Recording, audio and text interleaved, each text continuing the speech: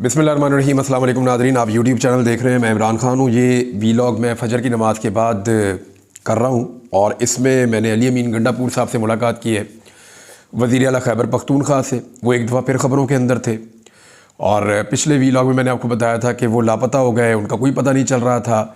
फिर अचानक से वो बाजियाब हुए और सामने आते हैं वो खैबर पख्तूनख्वा असम्बली में।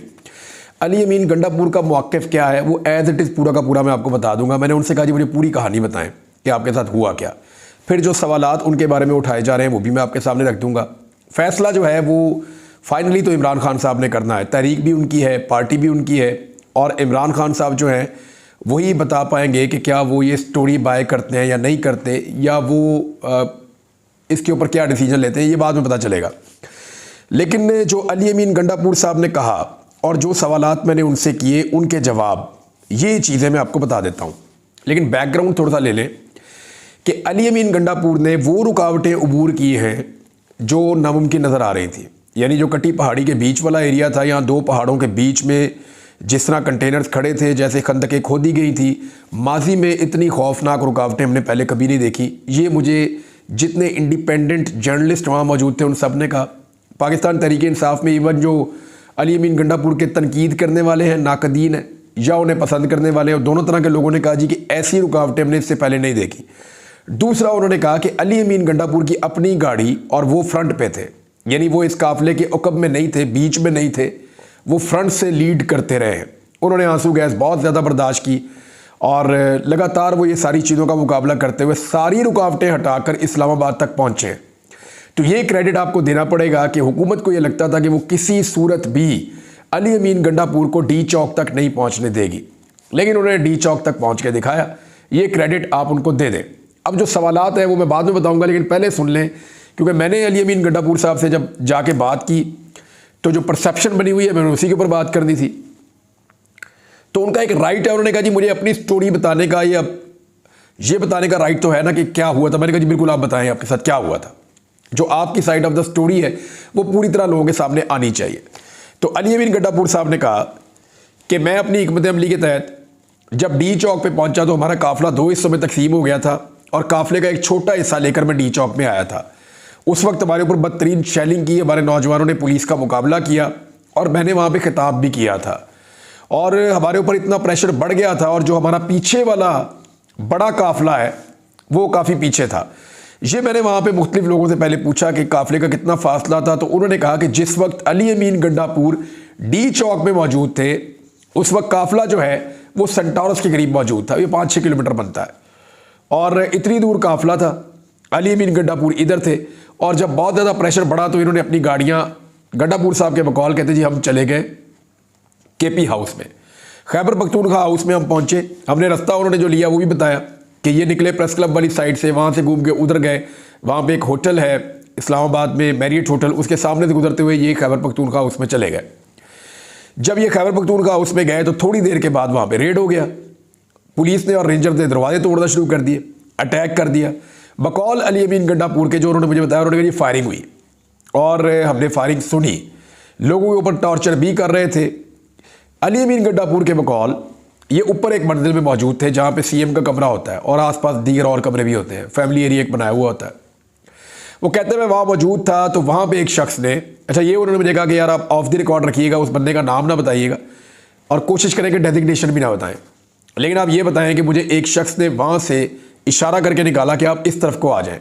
वो मुझे एक दूसरी सिमत लेकर गया और ले जाके उसने मुझे एक पिकेट, ये पिकेट जो होती है जिसके अंदर वो बैठते हैं गनमैन, सिक्योरिटी के लिए जो बैठते हैं, उन्होंने कहा एक पिकेट थी उसकी छत पे मुझे चढ़ा दिया कि आप इस छत पे चढ़ के छुप जाएं। तो अली अमीन गंडापुर के बकौल वो उस पिकेट की छत के ऊपर छुप गए। नीचे पुलिस टॉर्चर करती रही, गिरफ्तारियां करती रही, लोगों को सीटती रही और रेंजर्स भी मौजूद थी। अली अमीन गंडापुर ने मुझे 3-4 मरतबा कहा कि रेंजर्स और पुलिस दोनों ने मिलकर ये कार्रवाई की है। फिर उन्होंने कहा जी मैं वहाँ पर लेटा रहा और मैं जायज़ा लेता रहा और ये फिर शाम का वक्त हो गया, रात का।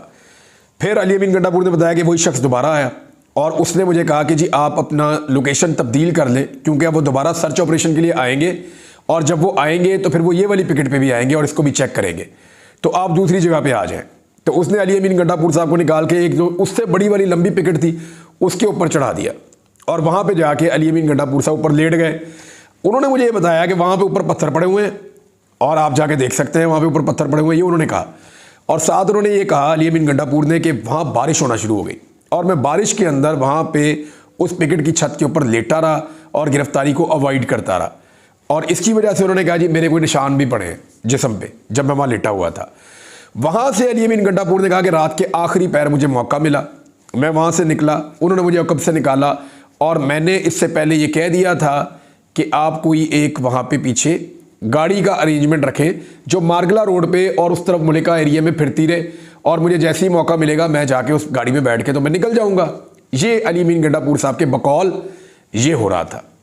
फिर अली अमीन गंडापुर साहब नीचे आते हैं, उनको कपड़े तब्दील करवाए जाते हैं, वो दूसरे कपड़े पहनते हैं और उसके बाद वहाँ से वो निकल जाते हैं क्योंकि पहले वाले कपड़े बकौल उनके वो गीले हो गए और उन कपड़े जो है वो गंदे भी हो गए क्योंकि वो छत के ऊपर बारिश में लेटे हुए थे। तो बकौल अली अमीन गंडापुर के वो वहाँ से निकले, किसी की उन पर नज़र नहीं पड़ी और वो पहुँच गए बारगला रोड पर। यहाँ पे ट्रेल्स बनी हुई है, जो लोग इस्लामाबाद में रहते हैं हाइकिंग के लिए ट्रेल्स बनी हुई है जो पहाड़ों पे जाती हैं, जो बारगला हिल्स की तरफ जाती हैं। उनमें से गालिबन ट्रेल नंबर 3 अली अमीन गंडापुर समझते हैं कि वो ट्रेल नंबर 3 थी।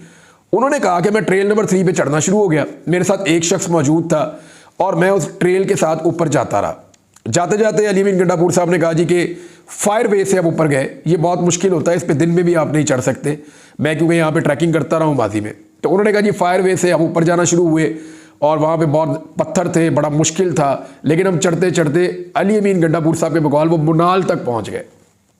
ये बहुत बड़ा फासला है क्योंकि मैं मुनाल तक सिर्फ 2 या 3 दफ़ा गया हूँ और रोज़ाना हम प्रैक्टिस करते थे। उन्होंने कहा मुनाल पे पहुँचे, मैंने मुनाल का हालत देखी तो वो वैसे ही पहले ही टूटा हुआ था। उसके बाद फिर मैं और ऊपर गया, वहाँ से अली अमीन गंडापुर साहब पिछली तरफ गए और उन्हें आइडिया था कि इन पहाड़ों की पिछली तरफ उधर खैबर पख्तूनख्वा का इलाका आगे शुरू हो जाता है। वहाँ से उन्होंने कहा जी कि मैंने गाड़ी के लिए पत्थर फेंके और गाड़ी नीचे मिली हमें और वो गाड़ी के पास हम पहुँचे, पत्थर फेंक के हमने गाड़ी रोकी और फिर जाके बकौल अली अमीन गंडापुर साहब के वो उस गाड़ी के अंदर बैठ गए। तो गाड़ी में बैठने के बाद अली अमीन गंडापुर साहब ने गाड़ी को ले गए हरीपुर वाली साइड पे। उसके बाद वहाँ से उन्होंने कहा जी कि मैं ले गया उसको एबटाबाद वाली साइड पे और फिर उसके बाद उन्होंने कहा जी एबटाबाद वाली साइड से आगे मैं गया जो है वो शांगला वाली साइड पे और शांगला से स्वात वाली साइड पे। ये मैंने ट्रैवल किया हुआ, ये रूट एक बनता है। शांगला से स्वात वाली साइड पे गया, मलाकंड वाली साइड पे गया, वहाँ से स्वात मोटरवे पे चढ़ा। फिर उन्होंने कहा जी स्वात मोटरवे से मर्दान वाली साइड से होते हुए कर्नल शेर खान इंटरचेंज से वो मोटरवे पे पड़ गए जो इस्लामाबाद से लाहौर वाली मोटरवे है। अब ये सारा एरिया खैबर पख्तूनख्वा है। अली अमीन गंडापुर के बकौल उन्होंने पंजाब को और अवॉइड किया इस्लामाबाद को और फिर वो पहुंचे पेशावर और पेशावर में वो गए CM हाउस में। वहाँ उन्हें पता चला कि सूबाई असम्बली का इजलास इस वक्त चल रहा है, तो वो सूबाई असम्बली के इजलास में गए और उन्होंने तकरीर कर दी। ये है जी एज इट इज़ जैसे अली अमीन गंडापुर साहब ने बताया वैसे। अली अमीन गंडापुर साहब ने जो तकरीर की वो आपने भी सुनी है। मैंने इसके ऊपर एक सर्वे भी करवाया कि मैं देखता हूँ कि लोगों को अली अमीन गंडापुर साहब की तकरीर के ऊपर कितना भरोसा है या उन्हें लगता है कि जो उन्होंने बातें की हैं वो दुरुस्त है और वैसे ही हुई हैं। तो मैंने जो सर्वे करवाया उसका जो रिजल्ट है, मैंने सवाल पूछा था कि अली अमीन गंडापुर ने जो कुछ बताया आपके ख्याल में क्या वो दुरुस्त है? तो 75,000 लोगों ने इस पर अभी तक वोट डाले हैं। 12% लोगों ने कहा जी जो अली अमीन गंडापुर ने कहा ठीक कहा, जबकि 88% लोगों ने कहा कि जो अली अमीन गंडापुर ने कहा नहीं वो ठीक नहीं कहा, वो दुरुस्त नहीं है। तो ये तो थी लोगों की राय। अब जो चंद सवालात हैं जो उठे हैं वो मैं आपको बताऊंगा, लेकिन पहले मैं आपको बताता हूं कि मैंने 2 सवालात उनसे लिटमस टेस्ट एक कहते हैं कि आपको आइडिया हो जाता है ना कि एक्चुअली अली अमीन गंडापुर साहब के साथ क्या गुजरी है। मैंने बहुत सारे सवालात पूछे, यानी मैंने उनसे पूछा कि ये जो कपड़े हैं आपके, यही कपड़े आपने पहने हुए थे रात को? उन्होंने कहा जी नीचे आके मैंने कपड़े तब्दील कर दिए थे, मुझे दूसरे कपड़े दिए गए थे। तो फिर मैंने उनसे पूछा कि आज यही कपड़े पहन के आप पहाड़ चढ़े थे और पहाड़ उतरे थे? तो उन्होंने कहा हाँ मैं यही कपड़े पहनकर उस पहाड़ को चढ़ा था और मैं उतरा था और फिर मैंने वहाँ से वो ली थी एक गाड़ी और उस पर मैं आया था। फिर मैंने उनसे कुछ और सवालात किए कि आप नज़र उनको कैसे नहीं आए, आप वहाँ पे जो मौजूद थे। कुछ के जवाब मुझे लगा कि ये हो सकता है, कुछ के मुझे लगा कि ऐसा नहीं हो सकता। लेकिन चंद सवालात हैं जो लोग उठा रहे हैं। एक सवाल ये उठाया जा रहा है कि अली अमीन गंडापुर साहब को जल्दी क्या थी और वो अपने काफ़िले से अलग क्यों हुए? यानी जो मेन काफ़िला था, बड़ा काफ़िला था, उन्होंने सबको लेकर पहुंचना था, उनके पास इतनी बड़ी तादाद में लोग थे, एक दिन से ज़्यादा टाइम गुजर चुका था और वो मौजूद थे, तो वो अपने काफ़िले से अलग होकर एक डिफरेंट रूट से क्यों पहुंचे, जबकि बहुत बड़ी तादाद में लोग कश्मीर हाईवे पे और फैसल एवेन्यू पे उनका इंतज़ार कर रहे थे। मैंने उनसे जब ये पूछा तो उन्होंने कहा कि यहाँ पे बहुत ज़्यादा रुकावटें थी। मैं फौरी तौर पे डी चौक में पहुंचकर ये अनाउंस करवाना चाहता था कि अली अमीन डी चौक में पहुंच गया, तो इससे इदारों के लिए कन्फ्यूजन पैदा हो जाती और इससे उनको एक लगता कि जैसे मैं पहुंच गया हूं तो ये ज़्यादा बड़ी कामयाबी है, तो इसके बाद मेरा जो पीछे से काफिला आ रहा था उसको आसानी हो जाती। उनके बकौल उन्होंने ये इसलिए किया, लेकिन ये सवाल उठाया जाता है कि काफिले को अली अमीन गंडापुर को छोड़ना नहीं चाहिए था, उसके साथ रहना चाहिए था। दूसरा, खैबर पख्तूनख्वा हाउस, उसमें अली अमीन गंडापुर साहब को नहीं जाना चाहिए था। कुछ इतलात ये भी हैं और ये सवाल बार बार उठाया जा रहा है कि वो लोगों को छोड़कर खैबर पख्तूनख्वा हाउस क्यों गए, और ये सवाल इसलिए उठाया जा रहा है कि खैबर पख्तूनख्वा हाउस में उनको आगाह किया गया था कि अगर आप यहाँ पे आएंगे तो आपको गिरफ्तार किया जा सकता है। और जब अली अमीन गंडापुर वहाँ पहुँचे तो उनके साथ बहुत कम सिक्योरिटी थी। बकौल कुछ लोगों के उनके साथ कोई 250 के करीब सिक्योरिटी के लोग मौजूद थे, लेकिन ये लोग खैबर पख्तूनख्वा हाउस में क्यों नहीं लाए गए। तीसरा जो है वो ये भी लोग कह रहे हैं कि अली अमीन गंडापुर साहब जब निकले खैबर पख्तूनख्वा हाउस से तो उनको बजाय इसके कि वो उस तरफ को पहाड़ों पे चढ़ते, उनको चाहिए था वो डी चौक में आते जहां पे पाकिस्तान तहरीक इंसाफ के वर्कर आसपास मौजूद थे। एक और सवाल जो है वो ये उठाया गया और बहुत सारे लोग ये बात भी कर रहे हैं कि अगर गंडापुर साहब निकले थे और उन्हें गाड़ी मिल गई थी तो लाजमी बात है, यहाँ पे तो आजकल हर ड्राइवर के पास टेलीफोन है, हर बंदे के पास मोबाइल फ़ोन है। वो वज़ीर आला एक सूबे के, वो जहाँ गाड़ी रोकते वहाँ पे पाकिस्तान तहरीक इंसाफ इकट्ठी हो जाती। हरीपुर में उनकी पार्टी ने क्लीन स्वीप किया हुआ है, एबटाबाद में उनकी पार्टी ने क्लीन स्वीप किया हुआ है। वो उमर अयूब साहब के घर जा सकते थे रास्ते में, और उमर अयूब साहब हरीपुर में मौजूद भी थे। गंडापुर साहब जो है वो शांगला के अंदर उनकी पार्टी इलेक्शन जीती हुई है, उनकी पार्टी पूरे स्वात के अंदर इलेक्शन जीती हुई है, तो वो कहीं पे भी रुक सकते थे, टेलीफोन पे रब्ता कर सकते थे, इंफॉर्मेशन गैदर कर सकते थे, लेकिन ये सारा कुछ उन्होंने नहीं किया। इसकी वजूहत हो सकती हैं, लेकिन उन्होंने ये नहीं किया। एक और सवाल जो है ये कि अली अमीन की गैर मौजूदगी में कारकुनों के पास कोई हिकमत अमली नहीं थी, यानी कोई प्लान बी था नहीं। और जो लोग उस वक्त कारकुनों को लीड कर रहे थे, पार्टी के लीडर तो सारे गायब थे, रूपोश थे। वैसे भी एमएनए जो है वो सामने आ नहीं रहे, वो रूपोश है। तो ऐसी सूरत हाल में जो अली अमीन गंडापुर साहब की गैर मौजूदगी थी, उसके बाद कारकुनों के पास हिकमत अमली कोई नहीं थी। यानी कुछ सहाफ़ियों ने यह बताया कि कुछ कारकुन तो ऐसे बेयारो मददगार थे कि जिनके पास जब फैसला हुआ कि यहाँ से वापस जा रहे हैं तो उनके पास वापस में किराए के पैसे नहीं थे। ये मुझे कुछ सहाफ़ी उन्होंने बताया और वो ये कह रहे हैं कि ये प्रॉब्लम हुआ था, लेकिन क्योंकि हिकमत अमली कोई नहीं थी, एक मैस क्रिएट हो गया। चंद सवालात और हैं। अली अमीन गंडापुर साहब ने ये कहा कि मोहसिन नकवी साहब का जो स्टेटमेंट है उसको अली अमीन गंडापुर साहब ने उसकी तौसीक कर दी कि जी हमारे पास नहीं थे और हमने अली अमीन गंडापुर को गिरफ़्तार नहीं किया, जबकि उनके भाई कह रहे थे कि मेरे भाई को गिरफ़्तार कर लिया गया है। पाकिस्तान तहरीक इंसाफ कह रही थी कि अली अमीन गंडापुर एक मिसिंग पर्सन है। ये सवाल भी मैंने उनके सामने रखा। मैंने कहा जी आपके भाई कह रहे हैं, बाकी सब लोग कह रहे हैं, तो ये लोग क्या झूठ बोल रहे हैं और मोहसिन नकवी सच बोल रहे हैं? तो उन्होंने कहा जी। और उसके बाद मैंने उनसे पूछा कि ये जो आपकी पार्टी ने धरने का ऐलान किया, इसके बारे में आप क्या कहते हैं? कहते जी मुझे धरने का नहीं पता था, मुझे सिर्फ ये था कि मैंने डी चौक पहुंचना है। इमरान खान ने कहा था कि अली अमीन तुम अकेले भी पहुंचे तो डी चौक पहुंच जाना, ज़्यादा रुकना मत, कोशिश करना कि डी चौक पहुंच जाना। तो मैं डी चौक पहुंचा, हर हाल में मुझे पहुंचना था और मैं दिन की रोशनी में पहुंचना चाहता था, इसलिए मैंने एक दूसरा रास्ता भी इख्तियार किया और मैं चाहता था कि मैं पहुंचूंगा तो बड़े काफिले को आने का मौका मिलेगा। ये भी गंडापुर साहब ने कहा, मुझे इसका ये जवाब दिया। तो मैंने उनसे जो जो सवालात पूछे उन्होंने उसके जवाब दिए। ज़रूरी नहीं है कि मैं तमाम सवालात से इत्तफाक करूं, तमाम जवाबात से इत्तफाक करूं, लेकिन ये इट्स अप टू यू कि आप इसको क्या समझते हैं। क्या ये जो सारी स्टोरी है इसको आप बाय करते हैं या नहीं करते, इट्स अप टू यू। लेकिन पाकिस्तान तहरीक इंसाफ के अंदर एक बड़ी बेचैनी पैदा हुई है और एक तजब्जुब पैदा हुआ है इस सारे एपिसोड में, क्योंकि सब ये कह रहे थे कि एक सूबे का वज़ीर आला लापता है और सारे इसके बारे में बात कर रहे थे। वज़ीर आला वापस आए, उन्होंने कहा जी मैं लापता नहीं था, मैं छुपा हुआ था और अब मैं खुद सामने आ गया हूँ निकल कर, और मैं बड़ी मुश्किल से यहाँ तक पहुँचा हूँ। उनके पहुँचने के बीच में उनका दुनिया से कटा हुआ होना आज की इसी 21वीं सदी के दौर में ये कोई मंतक समझ नहीं आती। लेकिन एक बात समझ आती है और वो मैं साफ साफ कर देता हूँ। अली अमीन गंडापुर साहब जो है ना, हमारे सिस्टम का जो एक मकरूह चेहरा है ना, उस पर पर्दा डाल रहे हैं, जो मेरी समझ आती है। मेरा एनालिसिस है ना, मैं कुछ भी कह सकता हूँ। तो गंडापुर साहब कोशिश ये कर रहे हैं कि हमारे अंदर का गंद ज़्यादा दिखाई ना दे।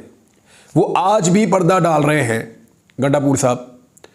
तो इसको मजबूरी कह लें, इसको स्ट्रेटजी कह लें, कोई लोग इसको डील का नाम देंगे, कोई कुछ कहेंगे, कोई कुछ कहेंगे, जो भी कहेंगे, लेकिन मेरी दानिश में वो अली अमीन गंडापुर साहब पर्दा डाल रहे हैं।